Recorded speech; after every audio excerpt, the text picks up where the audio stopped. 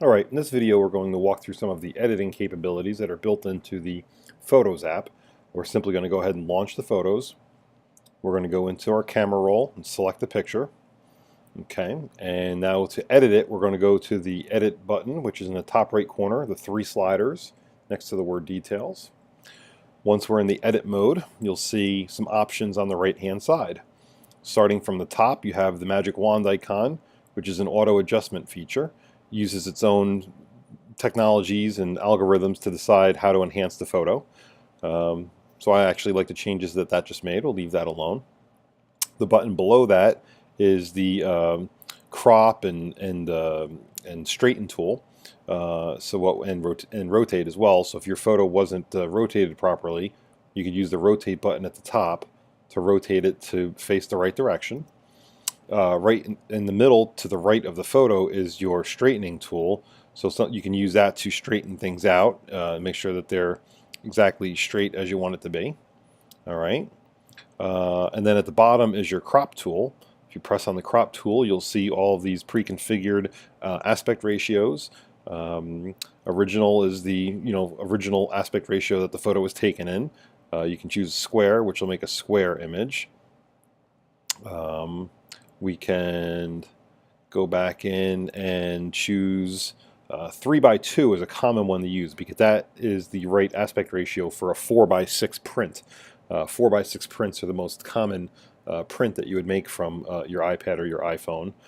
So now that I've chosen 4:6, it's the right aspect ratio for that kind of a print. The other thing that you can do is you can zoom in and out as well to get a little tighter in on the subject simply by two fingers on the screen, and then pinching out will allow you to zoom in, and then pinching back in will zoom all the way back out. So let's say we only wanted to see a portion of the front of the car, and we wanted to zoom in a little bit tighter on that. We could do that. Okay, so now we're zoomed in more on the front end of the car. So we can see the sponsor decals on the fenders and the door, and let's say that's the crop that we want. Okay, so now we've cropped the photo, we've rotated it a little bit, and it's good to go. The next option on the right-hand side is your filters button. There's a bunch of predefined filters here that you can select, and you'll get different effects based on the filter that you choose. And depending upon the type of photo, some of these filters can look really great. Kind of like that one there, that transfer has a nice look to it. So we'll go ahead and we'll leave the transfer filter on.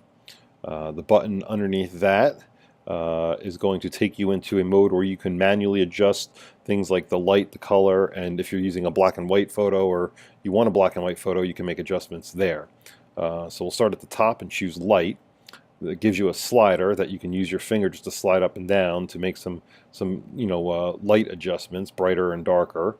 So you can make that adjustment to where you want it to be and leave that alone. Then we can press on color. This will give you, if you scroll to the top of that there, it'll give you a more saturated color look. If you scroll to the bottom, it becomes almost a black and white image. We're going to leave that right about in the middle where it was, I think. That looks good for this image here. And then the last option, again, is your black and white choice. Again, if you want to, make some adjustments and make it look like a black and white image, you can. It'll change contrast and things like that. But we are, let's see here, going to turn that off because we don't want this to be a black and white image. All right. Once you've made all of those adjustments there, the next button on the right is the circle with the three dots in it. That will take you to the markup option. When you go into the markup option, you have some tools across the bottom. Starting on the left is the pen tool, which you would use your finger to write on the screen. So with that selected, you have a color choice. You'll see that magenta dot over to the right. You can select that dot and change it to a different color. Let's see, we'll pick black.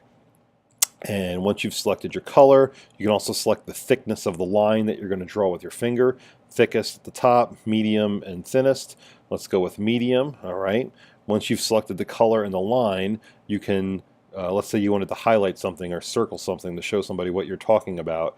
You can circle it, and draw attention to something. Or you could write your own words on there. Okay, so let's say you made a mistake, you're writing with your finger and you don't like that. Bottom far right corner is the undo button.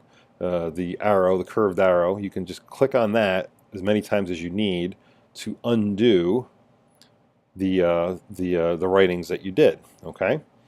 Okay. From the left now, the other option. This is called a call out.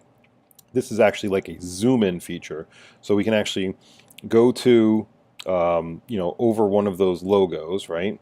And then we can highlight the sponsor logo that we want. Using the blue dot on that, you can define how large the call out is, make it as big as you need it to be, and then using the green dot, you can adjust how much of a zoom you're putting on it. Okay, so let's see here. We're going to make this a little bit bigger, zoom in on it a little bit more. Boom. Okay, so you can play around with that a little bit and see what that does for you. Another thing that you can do is use a text box. The T button that's down at the bottom allows you to take draw a text box onto the screen and drag the text box to where you want it to be. Let's see here. We'll put this down at the bottom, and you can select your font and the size from the double A's at the bottom there. You only have a couple of choices here: Helvetica, Georgia, and Noteworthy. But then you can adjust the size, and then to type what you want in the middle, you just double click in the box, and you can